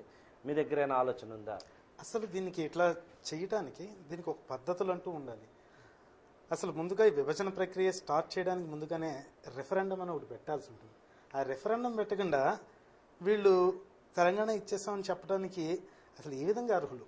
దానికి ఒక ప్రాసెస్, ఒక ప్రోటోకాల్ ఉంటుంది. రెఫరెండం అంటే రేపు కాశ్మీర్లో కూడా పెట్టమంటారు, లేకపోతే ఇంకో చోట పెట్టమంటారు, దేశ విభజనకు దారితీసే అవకాశం. సో రెఫరెండం పెట్టడానికి మనకు అవకాశం లేదు కాబట్టి సభలు, సమావేశాలు, ఉద్యమాల ద్వారానే మన తీవ్రతని ప్రభుత్వానికి తెలియజేసే అవకాశం ఉంది. ఆ విధంగా అంటే ఇంత పెద్ద ఉద్యమం చేసినప్పుడు కూడా ప్రభుత్వం ఇంకా కళ్ళు తెరవలేదు అంటే, కేంద్ర ప్రభుత్వం ఇంకా తెలుసుకోలేదు అంటే ఇది పీరే చెప్తున్నారు, అందరూ చెప్తున్నారు. ప్రపంచంలోనే అతిపెద్ద ఉద్యమం. పైగా ఇప్పటి వరకు మన దేశంలో జరిగిన ఉద్యమాలన్నీ కూడా రాజధాని ఉండి మమ్మల్ని సెపరేట్ చేయండి అన్న విభజన జరిగిన రాష్ట్రాలు ఏవీ లేవు. అన్నీ కూడా రాజధాని లేనికండానే విభజన జరిగినాయి. రాజధానితో కూడిన, అది మంచి రాజధానితో కూడుకుని ఉండి వాళ్ళు మా తెలంగాణ మాకు ఇచ్చేయండి, హైదరాబాద్ని సెపరేట్ చేయండి అనడం మాత్రం ఎంతవరకు ఇది సమంజసం కాదు. దీనికి కరెక్ట్ సొల్యూషన్ కావాలి అని అనుకుంటే హైదరాబాద్ని యూటీగా చేసి రెండు ప్రాంతాలు, ఎందుకంటే ఒకసారి పగిలిన గాజు మళ్ళీ అతగదు. విభజన జరిగింది, వాళ్ళు తెలంగాణ విభజన జరిగిందని వాళ్ళు చెప్తున్నారు కేంద్ర ప్రభుత్వం. విడిపోతాం మేము, అన్నదమ్ముల్లా కలిసి ఉండం, మేము విడిపోతాము. ఏ అన్నదమ్ములైనా కానీ ఇంత గొడవలు వచ్చిన తర్వాత కలిసి ఉండడానికి అంగీకరించారు. కానీ మనకి రెండింటికి కూడా తల్లాంటిది హైదరాబాద్. ఈ హైదరాబాద్ని విడగొట్టడం అనేది ఎవరి వల్ల కాదు. అందువల్ల ఏంటంటే హైదరాబాద్ని యూటీగా చేసి రెండు ప్రాంతాల వారిని కూడా శాంతింప చేయడమే దీనికి పరిష్కారం అనేది నా అభిప్రాయం. ఇంకా మళ్ళీ మీ దగ్గర సరోజ రామకృష్ణారావు గారు, ఇప్పుడు మీరు ఎట్లా అనుకుంటున్నారు హైదరాబాద్ విషయంలో కానీ ఈ సమయ కేంద్రం విషయంలో కానీ? కన్క్లూజన్ అంటే ఈ సమస్యకి సాల్వేషన్ మీ ఆలోచనలో ఏ విధంగా ఉంది? ఇది ప్రజలందరికీ తెలుసు. ప్రజలంటే ఆంధ్ర ప్రజలు, తెలంగాణ ప్రజలు. ఏమని తెలుసు అంటే ఇదంతా రాజకీయం అని చెప్పేసి. ఇప్పుడు ఈ రాజకీయంలోనూ కేవలం ఏంటంటే 5 సంవత్సరాలు ఇలాగ వదిలేసి ఇప్పుడు ఏంటంటే ఎలక్షన్ ముందే ఇది విభజన చేశారు అంటే ఆంధ్ర వాళ్ళు ఏం మాట్లాడటం లేదు. ఎందుకు మాట్లాడటం లేదు? విభజన అవ్వదనే ఉద్దేశం చెప్పిన మాట్లాడటం లేదు. అంతే తెలంగాణ ఇచ్చేస్తే తెలంగాణ ఓట్లనే మనకు వచ్చేస్తాయి. అంచేత ఎంతో కొంత ఎంపీలు ఉంటారు. ఆంధ్రప్రదేశ్లో అంతా వైఎస్ఆర్ కాంగ్రెస్కి వెళ్ళిపోతారు. తెలంగాణ అంతా మంది ఉంటుంది. ఇక్కడ మనం నిలబడచ్చనే రాజకీయ ఉద్దేశం ఒకటి. రెండోది ఏంటంటే ఒక్కొక్క పార్టీలో ఒక్కొక్క ఇవి ఉంటాయండి, ఏవి నిష్ట నియమాలు ఉంటాయి. నువ్వు నా పార్టీలో జాయిన్ అయ్యేటప్పుడు మేము చెప్పినట్టు మాత్రమే వినాలి. ఇంకెక్కడ ఎవడు పర్సనల్గా ఇండివిజువల్గా చేసి తీసుకోవడానికి వీల్లేదు. అధిష్టానం ఏది చెప్తే అదే వినాలన్నమాట. వాడికి తరువాత కూడా మనుగడ అలా విన్న తర్వాతే ఉంటుంది. ఏ రాజకీయ నాయకుడైనా సరే కొంతవరకు వాళ్ళు డెవలప్ అయ్యారు. ఏదైనా తర్వాత డెవలప్ అవ్వాలంటే వాళ్ళు చెప్పినట్టే వినాలి. అంచేత వాళ్ళకి కావాల్సినట్టుగా లెటర్స్ తీసేసుకున్నారు. ఇంత ఉద్యమం వస్తుందని చెప్పేసి అనుకోకుండాను ఇప్పుడు మళ్ళీ ఐక్యం కావాలి చెయ్యాలి అంటే ఈ రాజకీయ నాయకుల చేతుల్లోనే ఉంది తప్ప అధిష్టానం ఏంటంటే ప్రజల నుంచి వచ్చాం. దేని నుంచి? ప్రజల నుంచి. నువ్వు కాంగ్రెస్ తరపున నువ్వు వచ్చావు ప్రజల నుంచి. నువ్వు ఒక్కడు పర్సనల్గా వచ్చేవాడివా కాదు. దానికి వాదిస్తుంది కాంగ్రెస్. అంచేత ఏంటంటే ఇప్పుడు ఏ నాయకుడైనా సరే తెగించి మళ్ళీ ఆ లెటర్స్ వెనక్కి తీసుకుని విభజనకి ఆంధ్రప్రదేశ్ ఎవరు ఒప్పుకోవట్లేదు. ఇదివరకు జయాంధ్ర ఉన్నప్పుడు ఇంతవరకు వచ్చిన తర్వాత అప్పుడు ఎందుకు మీరు విడతీయలేదు? ఇప్పుడు కూడా విడితీయవలసిన పనే ఉంది డెవలప్ అయిన తర్వాత. ఇప్పుడు ఏంటంటే ఒంగోలు లేదా డెవలప్ చేసాడు ఏది లేదు. ఆ రోజు 30 ఏళ్ళ క్రితం వదిలేస్తే అక్కడ ఇంతకన్నా బాగా డెవలప్ అయ్యేది అనేది నా యొక్క సారాంశం. ఇప్పుడు మాత్రం విడగొడితే మాత్రం అటు వాళ్ళకి మంచిది కాదు, ఇటు వీళ్ళకి మంచిది కాదు. ఇందులో హైదరాబాద్ సమస్య కాదు, నీటిపారుదల సమస్య కూడా ఉంది. ఈ నీటిపారుదల ఏంటంటే తెలంగాణ పై ప్రాంతం నుంచి నీరు రావాలి. రేపొద్దున తెలంగాణ వచ్చిన తర్వాత కొంత అడ్డేసి కిందకి ఏంటంటే ఎడాల కింద భూమి చూడడానికి కూడా అవకాశం ఉంటుంది. ఇంకొక విషయం ఏంటంటే వచ్చే పన్నులు మొత్తం ఆంధ్రప్రదేశ్లో 70,000 కోట్ల పన్నులు వసూలవుతున్నాయి. అందులో 48% ఓన్లీ హైదరాబాద్ నుంచే వసూలవుతున్నాయి. 28% మన కోనసీమ నుంచి వసూలవుతున్నాయి. కోస్తా ఆంధ్ర 20%, 16% ఓన్లీ తెలంగాణ నుంచి, 20% తెలంగాణ నుంచి వసూలవుతున్నాయి. 16% ఏమో మన రాయలసీమ నుంచి వసూలవుతున్నాయి. మరి వాళ్ళు ఒక డామ్ కట్టాలన్న ఒక్క 2 నెలల ఆదాయంతో వాళ్ళు ఎటువంటి డాములనే కట్టేయచ్చు. రేపొద్దున ఆ రకంగా మనం విశాఖపట్నం నీరు ఉండకపోవచ్చు. మన ఈ ఒక ఉభయ గోదావరి జిల్లాలో పంటలు పండేదానికి కూడానేమో ఇవన్నీ కూడా భవిష్యత్ అంతా అంధకారంగా చూడడానికి అవకాశం ఉంది. ఫైనల్గా మీరు ఇచ్చే కంక్లూజన్ ఏంటి?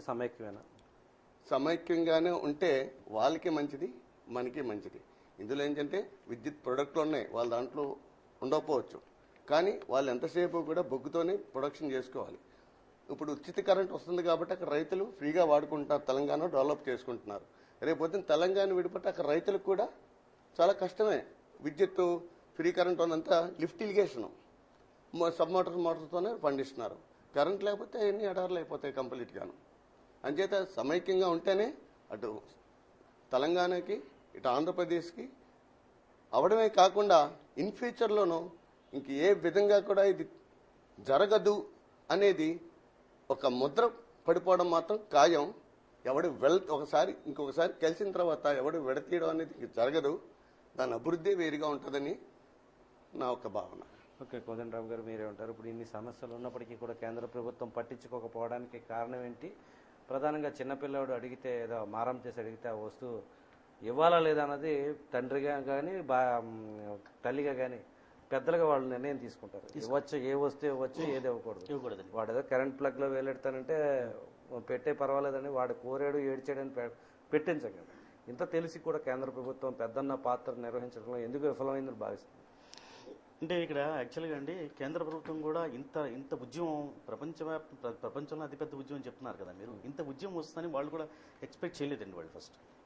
సో ఇవాళ వచ్చేసరికి వాళ్ళ చేతులు కాలిపోయినాయి, ఏం చేయాలని ఆలోచనలో పడ్డారు వాళ్ళు. అందుకని ఈ టీ నోట్ కానీ అది జాప్యం జరగడానికి కారణం అని చెప్పి నేను అనుకుంటున్నాను. అట్ ది సేమ్ టైం ఇప్పుడు మన ప్రతాప్ గారు చెప్పినట్టుగాను ఈ ఐటీ క్లబ్ అనౌన్స్ చేయడంలోని రేపు పొద్దున్న హైదరాబాద్ని యూటీగా చేయడానికి అవకాశాలు ఉన్న ఛాన్సెస్ కూడా కనిపిస్తున్నాయి డెఫినెట్గా. ప్రతాప్ గారు చెప్పిన మాటలను బట్టి, ప్రతాప్ గారు చెప్పిన దాన్ని బట్టి, అక్కడ ఆయన ఉన్న పరిస్థితులు బట్టి కూడాను యూటీ ఇవ్వడానికి కారణాలు ఉన్నాయి.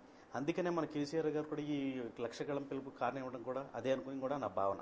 ఇవాళ రేపు పొద్దున హైదరాబాద్ యూటీ చేస్తారేమో, అది రాకుండా ఉండాలి, వాళ్ళు చేస్తున్నారు కదా మనం కూడా ఏదో ఒకటి చేసి దీన్ని ఆపాలన్న ఉద్దేశంతోనే ఆయన పిలుపునిచ్చినట్టుగా ఉంది. దానికి ఉద్యమ స్థాయి కొద్దిగా తీవ్రం అందుకున్న స్టేజ్లో చిరంజీవి దిగ్విజయ్ సింగ్ని కలవడం జరిగింది. అవునండి. కలిసినప్పుడు ఆయనతో మాట్లాడి బయటకు వచ్చిన తర్వాత ఆయన ఒక మాట అన్నారు, ఖచ్చితంగా యూటీగా హైదరాబాద్ లేని పక్షంలో నేను రాజీనామా చేస్తాను అనేసి.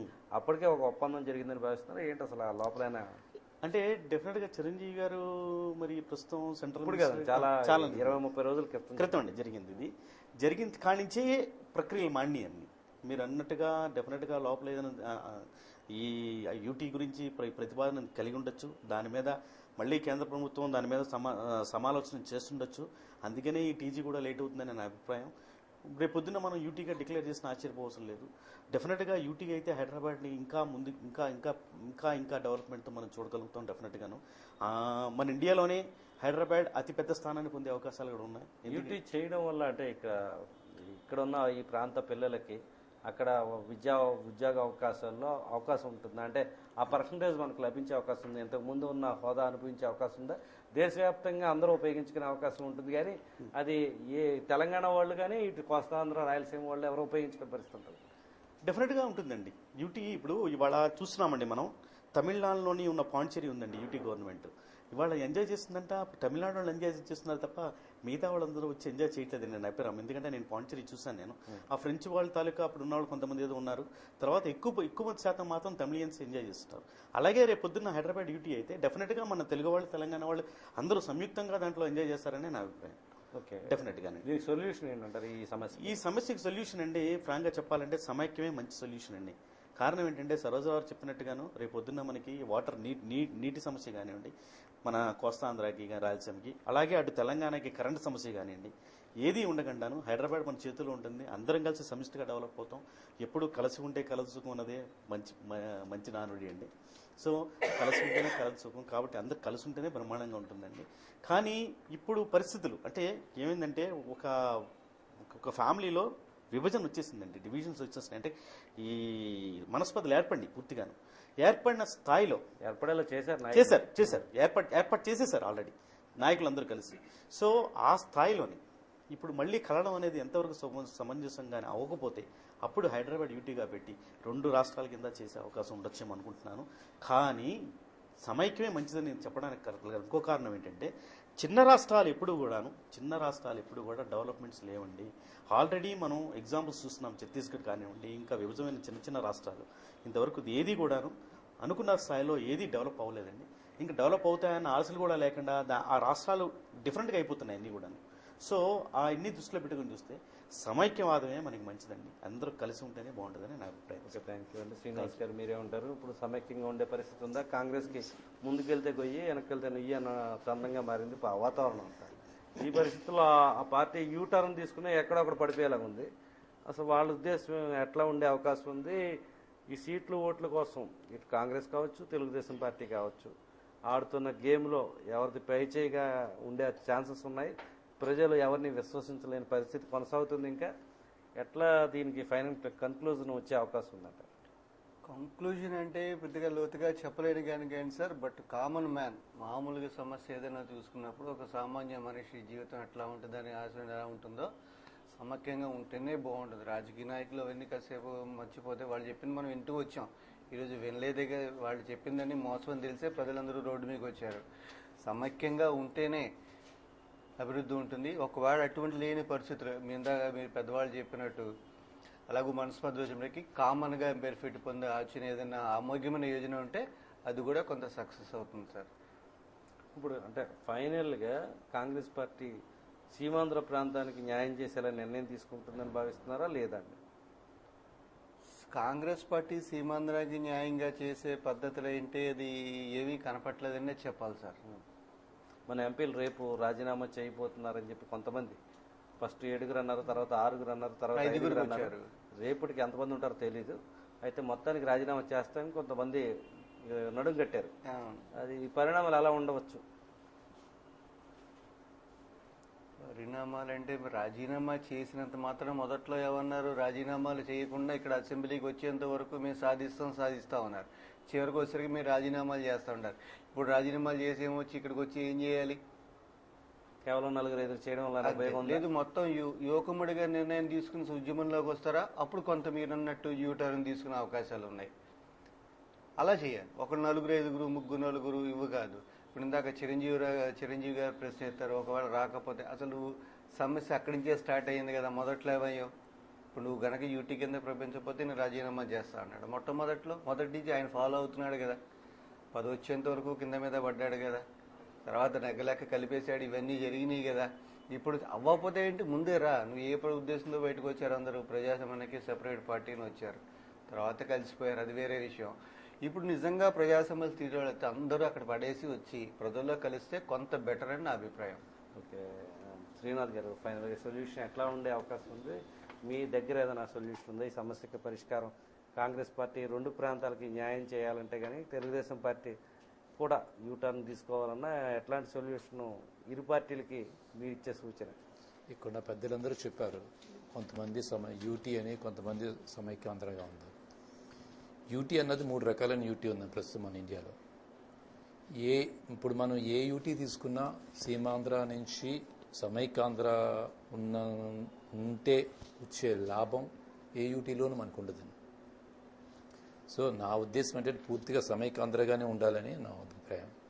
దీన్ని ఇలా కావాలి అనుకుంటే అన్ని పార్టీలు, ప్రతి పార్టీ యొక్క సీమాంధ్ర నాయకులపై ఈ పార్టీ ఆ పార్టీ అని కాకుండా ప్రతి పార్టీ సీమాంధ్రలో నాయకులు, రాజకీయ నాయకులు అందరూ రాజీనామా చేసి బయటికి వచ్చి స్వచ్ఛందంగా ప్రజలతో కలిసి ప్రజలతో మమేకమై ఈ యాజిటేషన్ని ముందుకు తీసుకెళ్తేనే మనం పూర్తిగా దీన్ని 100% అచీవ్మెంట్ అన్నది జరుగుతుందని అభిప్రాయం. 4-5 ఎంపీలు రాజీనామా చేయడం వల్ల కేంద్రం దిగి వచ్చే అవకాశం ఏమైనా కనిపిస్తుంది? అది ఎప్పటికీ ఉండదండి.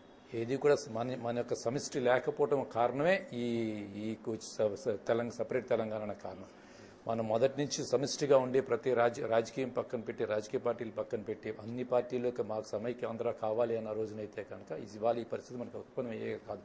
సీమాంధ్ర మంత్రులు కానీ ఎంపీలు కానీ ఎందుకు వెనుకంజ వేస్తున్నారు? ఎన్ని రోజులు జరుగుతుంది? దాదాపు 57 రోజులకి వచ్చింది ఉద్యమం.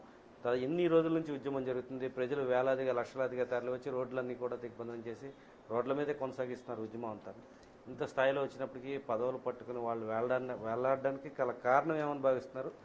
ప్రధానంగా అసలు ఎక్కడ లోపం ఉంది? అధిష్టానానికి అంత కట్టుబడిపో 4-5 నెలల్లో ఎలక్షన్స్ జరిగే స్టేజ్లో ప్రజల పక్షానికి వీళ్ళు రాకపోవడానికి బలమైన కారణం ఏంటి? కారణం అన్నది పూర్తిగా పార్టీ యొక్క ప్రెసిడెంట్ మీద ఆధారపడి ఉంటుందండి. ఆ పార్టీ యొక్క ప్రెసిడెంట్ ఇవాళ మనం వ్యతిరేకిస్తే రేపొద్దున మనకి ఆ పార్టీ సీట్ ఇస్తుందా ఇవ్వదా అనేది క్వశ్చన్ మార్క్లో ఉండి బట్టి ఏ రాజకీయ నాయకులు ముందుకొచ్చి ఈ యొక్క ఎన్జిఓస్ కానీ ప్రజల యొక్క యాజిటేషన్స్లో కానీ పాల్గొనడానికి లేకపోవడం అనేది మెయిన్ కారణం. మీకు అంటే మన తూర్పుగోదావరి జిల్లా వరకు రాజకీయం పరిశీలిస్తే రామచంద్రపురం నియోజకవర్గంలో అటు తోట త్రిమూర్తులు కావచ్చు, పిల్లి సుభాష్ చంద్రబోసు పార్టీ టికెట్ ఇచ్చినా లేకపోయినా ఇండిపెండెంట్గా కూడా పోటీ చేసి గెలిచిన సందర్భాలు చూసాం.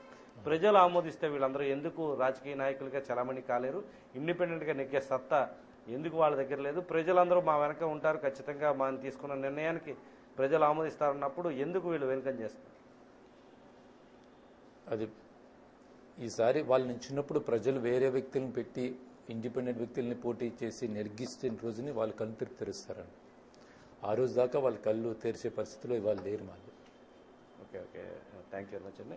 ప్రతాప్ గారు, ఇప్పుడు నాయకులు వెనుకంజకి ప్రధాన కారణం ఏంటంటారు? ఇప్పటికీ ఊగిసలాట ధోరణిలోనే ఉంది. రేపు కూడా రాజీనామా చేస్తారు లేదంటే ఒకటే చేసినా 4-5 కన్నా ఎక్కువ చేసేలా కనపడటం లేదు ఏంటంటారు?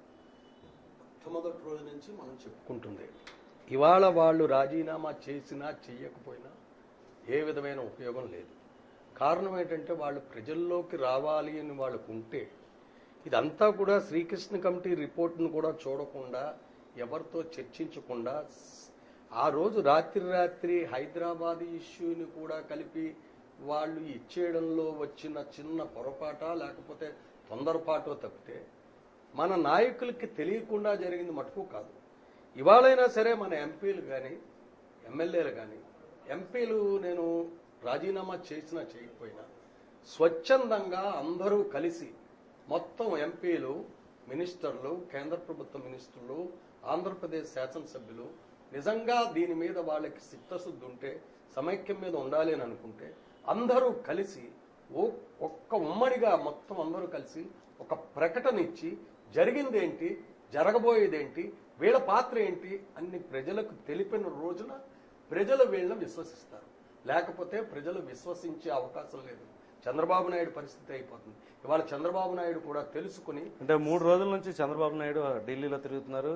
అటు జగన్ బెయిల్ రాకూడదని కానీ లేకపోతే సమైక్యాంధ్ర విషయంలో కానీ ఆయన చేస్తున్న ప్రయత్నాలు ఏది ప్రజలను తప్పుదోవ పెడుతున్నారు. సమైక్యాంధ్ర అని ఆయన అంటలేదు.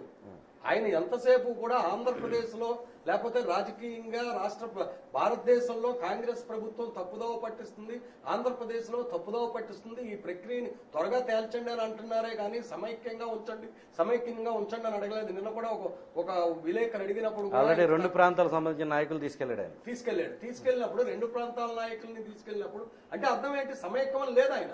ఇవాళ కూడా ఆయన ఆలోచించుకోవాలి. తెలంగాణలో ఏ పరిస్థితుల్లోనూ తెలుగుదేశం ప్రభుత్వం ఎన్ని సీట్లు తెచ్చుకుంటాదో కన్నా ఇక్కడ సమైక్యం అని ఆలోచించుకుని ఆయన చేసింది పొరపాటుని లెటర్ వెనక్కి తీసుకురావక్కర్లేదు. లెటర్ దిగ్విజయం క్లియర్ గా చెప్పాడు, ఎవరు లెటర్లు వెనక్కి ఇచ్చినా సరే మా నిర్ణయం మారదు అని. అందుచేత అది లెటర్స్ పక్కన పెట్టి ఇవాళ నిజంగా వాళ్ళకి కానీ సమైక్యం అని ఉంటే, ఒకవేళ నిజంగా సమైక్యం రాలేదు, విభజన చేశారు, ఆ పాపం కాంగ్రెస్ మీద పోతుంది. ఇంకా అప్పుడు ఇతనికి భయం ఏంటి?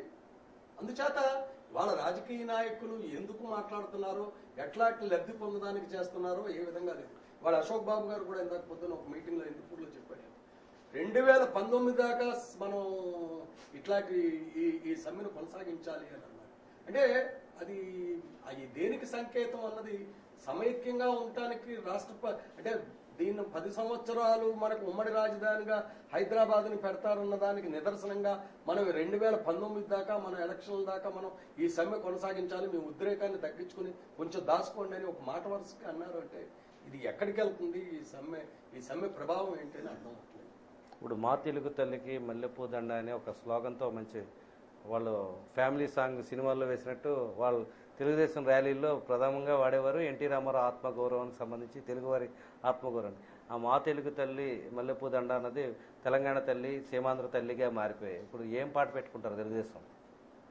ఇప్పుడు అసలు మనం ఆ పాట గురించి మనం ఆలోచించక్కర్లేదు. కారణం ఏంటంటే ఎన్నో పాటలు పాడేసిన మనుషులు వాళ్ళందరూ కలిపి, అందుచేత ఒక పాట గురించి ఆలోచించక్కర్లేదు. అదే మాటకు వస్తే నిజంగా ఇవాళ హరికృష్ణ అనవసరంగా రిజైన్ చేశాడు ఏదో అన్నాడు. పురంధరేశ్వరి ఏం చేశారు? తెలుగుదేశం పార్టీ వదిలేండి, తెలుగుదేశం పార్టీని స్థాపించిన నందమూరి తారక రామారావు గారు రక్తం పంచుకుని పుట్టిన పురంధరేశ్వరి ఏమన్నది? కనీసం ఆవిడ ఇప్పుడు కూడా కళ్ళు తెరిచిందా? ఆ పదవుల కోసం వాళ్ళు అంటున్నారు తప్పితే ఇందులో మనం ఎవరిని తప్పుపడడానికి లేదు. ప్రజల్ని అవివేకులు చేయొద్దు. ప్రజల్ని దయచేసి ఈ సమ్మెల్లో పొద్దున ఖచ్చితంగా మొన్నటి నుంచి మనం చెప్పుకుంటున్నాం, విద్యార్థులు భాగస్వాములు కావాలని వాళ్ళ అశోక్ బాబు గారు ఖచ్చితంగా చెప్పారు. ఒక నెల పోతే విద్యార్థులు భాగస్వాములు అవ్వాలి. తెలంగాణలో విద్యార్థులే భాగస్వాములు అయ్యారు. ఒక నెల పోయినా సంవత్సరం పోయినా జీవితాలు పోతున్నాయన్న అంశాన్ని అందరూ గ్రహించాల్సిన పరిస్థితి. మీరు ఇందాక అడిగారు నా చంద్రబాబు నాయుడు గురించి.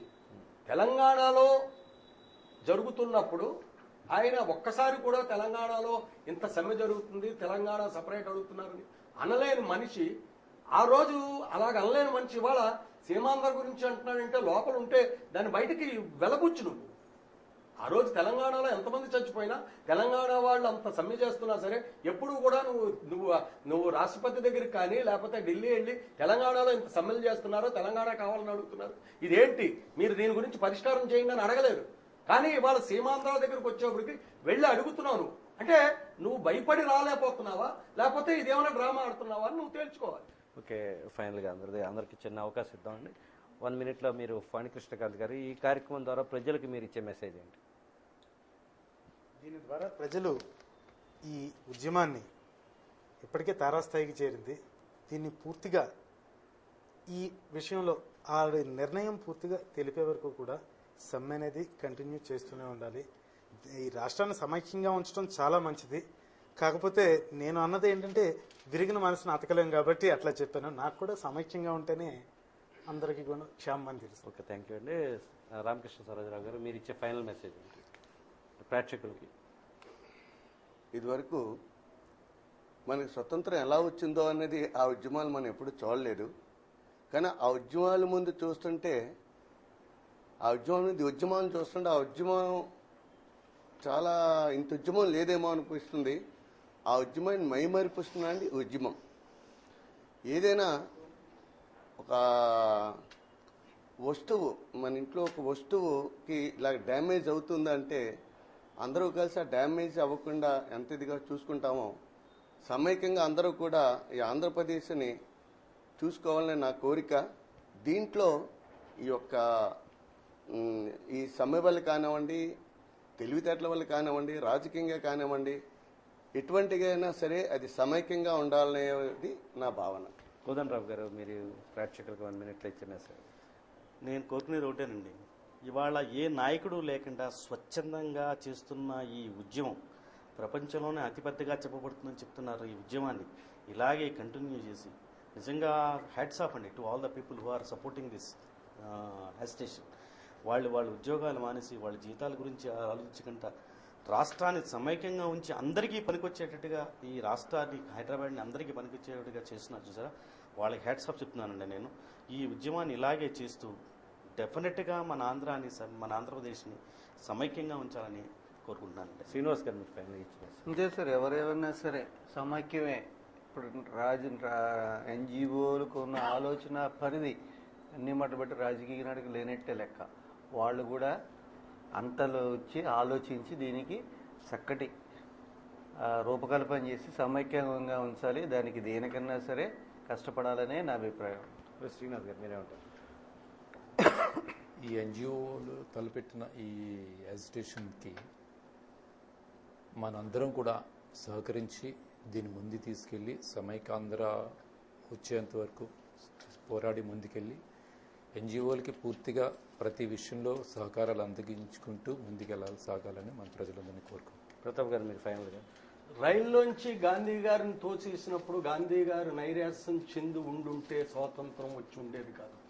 అందుచేత నైరాశ్యం చెందద్దు, ఈ ఉద్యమాన్ని మనం నడిపిద్దాం, ఈ ఉద్యమ బాటలో వెళ్దాం, సమైక్యాన్ని సాధిద్దాం. Thank you very much Pratap గారికి, శ్రీనివాస్ గారికి, రామకృష్ణ సరోజరావు గారికి, అదేవిధంగా ఫణి కృష్ణకాంత్ గారికి, కోదండరామ్ గారికి, శ్రీనాథ్ గారికి ప్రత్యేకంగా ఛానల్ తరఫున కృతజ్ఞతలు తెలియజేస్తూ ఇది ఈరోజు చర్చ కార్యక్రమం. రేపు ఇదే అంశం మీద మరో బృందంతో మళ్ళీ కలుద్దాం. అంతవరకు సెలవు, నమస్కారం.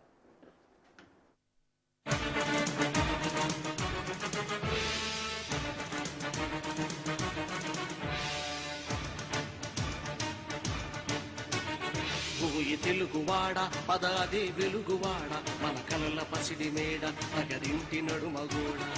ఓయి తెలుగువాడ పదాది వెలుగువాడ మన కలల పసిడి మేడ నగరింటి నడుమగోడ.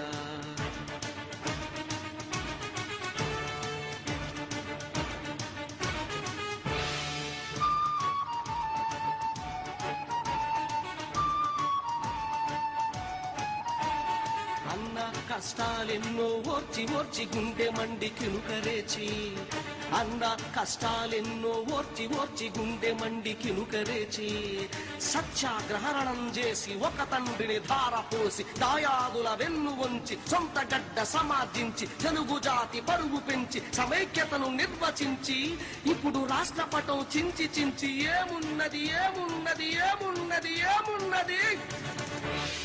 ఓయి తెలుగువాడ పదాది వెలుగువాడ మన కలల పసిడి మేడ ప్రగదింటి నడుమగోడ. ఓయి తెలుగువాడ పదాది వెలుగువాడ మన కలల పసిడి మేడ ప్రగదింటి నడుమగోడ.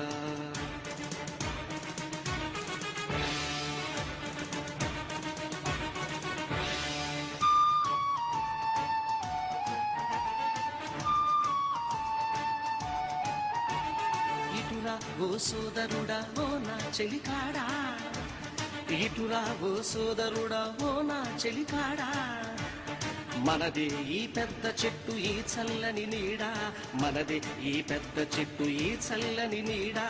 ఆంధ్రసీమ తెలంగాణ ఒక్కొక్కటొక ఊడ, ప్రతి ఊరు ప్రతి పల్లె తెలుగు చెట్టు కాడ. పట్టించామనుకో ఇప్పుడు వేరుపాటు చీడ, ఇంకేమున్నది ఏమున్నది ఏమున్నది ఏమున్నది. ఓయి తెలుగువాడ పదాది వెలుగువాడ మన కలల పసిడి మేడ తగదింటి నడుమగోడ. ఓయి తెలుగువాడ పదాది వెలుగువాడ మన కలల పసిడి మేడ తగదింటి నడుమగోడ.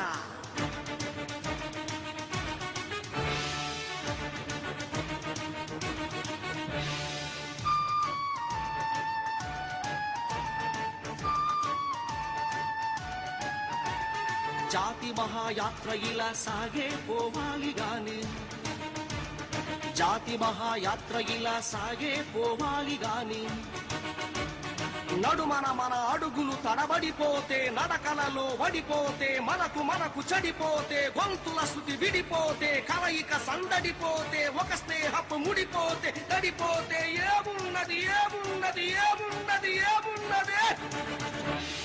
ఓయి తెలుగువాడా, ఓయి తెలుగువాడ, పదదే వెలుగువాడ, మన కలల పసిడి మేడ, ప్రగతింటి నడుమగోడ. ఓయి తెలుగువాడ, పదదే వెలుగువాడ, మన కలల పసిడి మేడ, ప్రగతింటి నడుమగోడ. ఓయి తెలుగువాడ, ఓయి తెలుగువాడ, ఓయి తెలుగువాడ.